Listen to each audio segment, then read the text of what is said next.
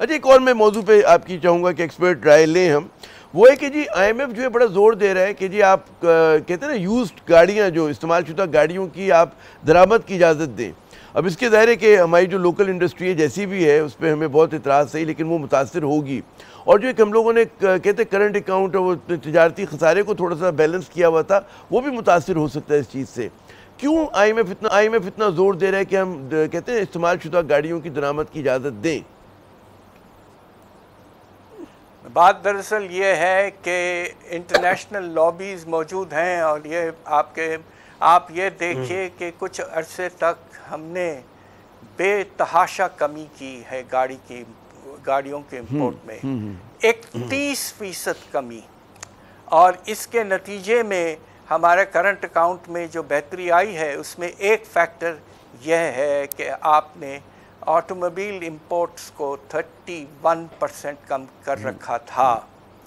I am F کہ یہ کہہ رہا ہے کہ بھائی روپے کی قدر کو تھوڑا سا موو ہونے دو، اس سے آپ ریگولیٹ کر پائیں گے امپورٹس کو اور ایکسپورٹس کو انکریجمنٹ ملے گی. میری اپنی رائے یہ ہے کہ فزیکلی ہم نے ایل سیز کو روک دیا تھا. ایک زمانے میں آپ کا جو اسٹیٹ بینک کا جی پالیسی تھی کہ ایل سیز کو روک دو، یہ سراسر غلط پالیسی ہے.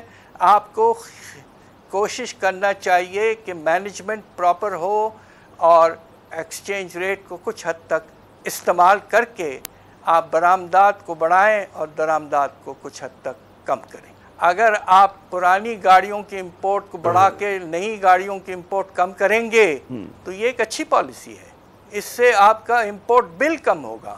تو یہ میں سمجھتا ہوں کہ مناسب پالیسی ہے.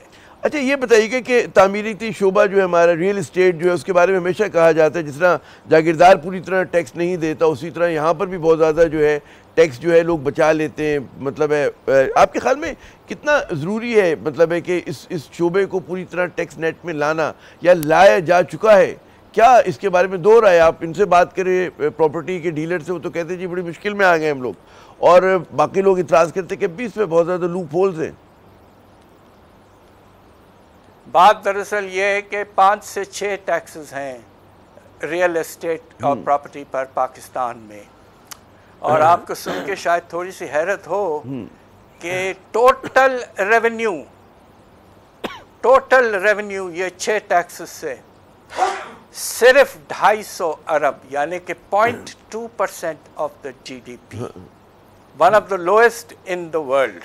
اور ہوا کیا ہے کہ پچھلے سال انویسٹمنٹ دیکھیے تو عام طور پہ انڈسٹری میں انویسٹمنٹ کوئی 50 سے 60% زیادہ ہوتا تھا بنسبت ریئل اسٹیٹ کے. وہ ٹرینڈ ریورس ہو گیا ہے. اب پراپرٹی پہ investment is almost twice the investment on industry. اس لیے کہ industry is heavily overtaxed and property and real estate is hopelessly undertaxed. یہ ہے بیسک پرابلم پاکستان کا جس کو ہمیں حل کرنا ہے. بڑے بڑے پراپرٹیز میں آپ کو سن کے حیرت ہوگی کہ کراچی جیسے شہر میں اربن اموویبل پراپرٹی ٹیکس جو شہر کو چلانے کے لیے ضروری ہے اس پہ ریونیو نہ ہونے کے برابر ہے. آپ نے تقریباً نظام کو ختم کر دیا ہے. Properties have to be taxed and we should generate at least 1 to 1.5% of the G D P تاکہ انسینٹو کچھ کم ہو.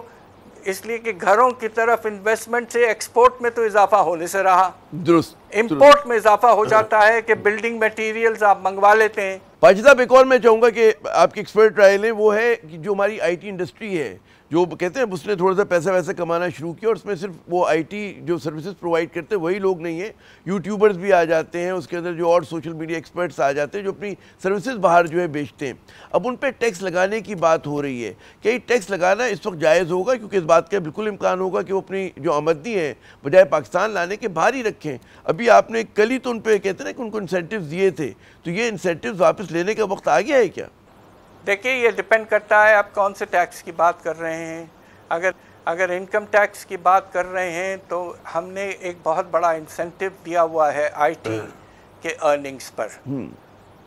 میری گزارش یہ ہے کہ کم از کم اگلے 5 سال کے لیے یہ انسینٹیو کو رکھیں بڑے مشکل سے ہمارے آئی ٹی جو ایکسپورٹ ہیں وہ $3 ارب تک پہنچے ہیں، جبکہ ہندوستان کے یہ ایکسپورٹ $300 ارب سے بھی زیادہ ہیں۔